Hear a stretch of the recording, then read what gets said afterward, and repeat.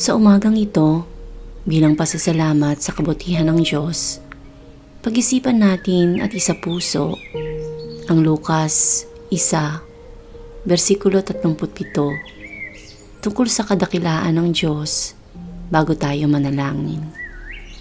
Walang imposible sa Panginoon, at para maging mabisa ang ating mga panalangin, panghawakan po natin ang kanyang mga pangako at ibalik sa kanya ang kanyang mga salita.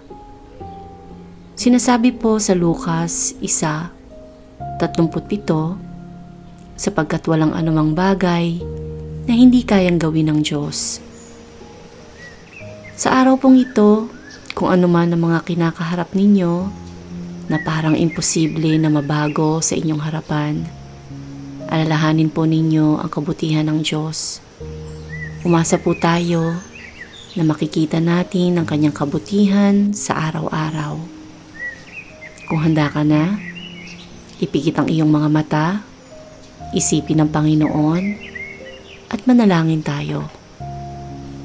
Ama, sa pangalan ni Jesus, nagpapasalamat po ako sa iyong kabutihan.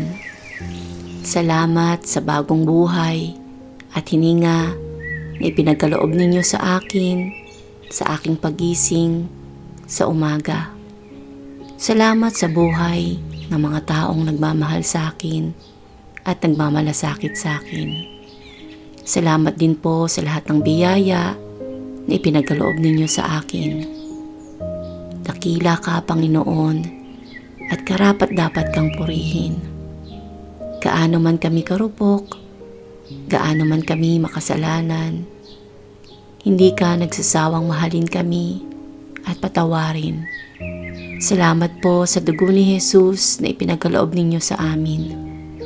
Tunay nga, Panginoon, na mapalad ang lahat ng umaasa ng kaligtasan sa pamamagitan niya. Dahil si Jesus ang daan, ang katotohanan, at ang buhay.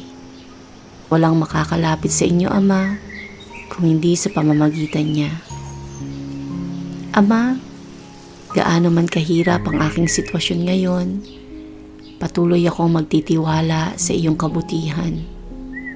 Anumang pagsubok ang aking tahakin, ikaw ang gagawa ng paraan upang ito ay aking mapagtagumpayan. Ikaw, Ama, ang nakakaalam ng lahat ng bagay. Ikaw, Ama, ang pinagmulan ng lahat. Ano ang imposible para sa iyo? Kaya nagpapakumbaba ako sa iyo, Ama, at humihingi ng tawad sa lahat ng aking pagkakasala at pagkukulang sa inyo, para walang maging hadlang na mamagitan sa pagitan natin. Salamat kay Kristo Jesus na aming tagapagtanggol sa inyong harapan, na nagbayad para sa aking mga kasalanan upang ako'y maging malinis sa iyong harapan. Pakinggan nawa ninyo ang aking mga panalangin. Inilalapit ko, Ama, ang aking puso sa inyo at nagagalak ako na makapiling ka sa araw na ito at makausap sa pamamagitan ng taus-pusong pananalangin. Nagagalak ako na kayo ay aking taguan at proteksyon. Salamat po sa inyong pagmamahal at awa sa akin.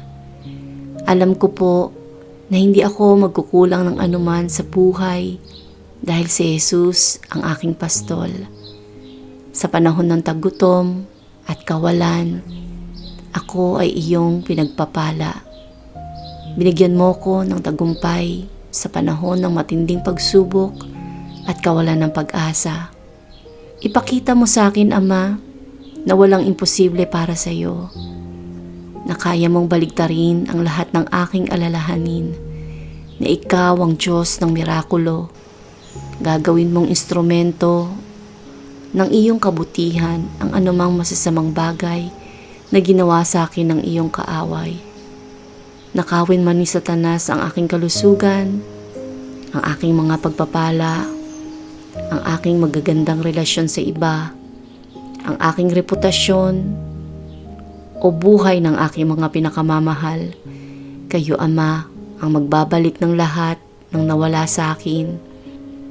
Dahil ikaw ang pinagmumulan ng lahat at walang anumang bagay ang mahirap para sa iyo. Tulungan mo po ako, Ama, na unahin ka sa lahat ng bagay, sa aking puso, sa aking mga pananalita, at sa aking mga gawa.